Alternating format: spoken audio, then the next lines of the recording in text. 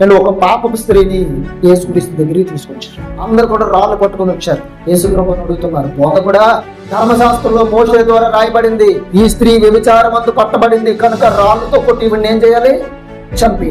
మరి నువ్వేం చెప్తావు అని అడిగారు. వాళ్ళు పట్టు విడవక అడుగుతున్నారు, చెప్పయ్యా ఏం చేయాలి ఇవన్నీ? ఆయన తలెత్తి ఒక మాట చెప్పారు, మీలో పాపము లేనివాడు మొదటి రాయి ఆవిడ మీదే పడిందే. రాయి ఆవిడ మీద ఒక్క రాయి కూడా పడలేదు. కారణం ఏంటో తెలుసా? అక్కడికి వచ్చిన అందరి జీవితాలు ఎలా ఉన్నాయో తెలుసా? చీకటి. రాళ్ళని వదిలేసి వెళ్ళిపోయారు, పడేసి వెళ్ళిపోయారు. అప్పుడు ప్రభు ఏమన్నారు తెలుసా? అమ్మా, నీకు ఎవరైనా శిక్ష విధించారా? లేదు. నేను కూడా నీకు శిక్ష విధించను. ఇకను పాపము చెయ్యకు. అది యేసుక్రీస్తు అంటే. మనుష్యుడు బ్రతుకులు మార్చాడండి.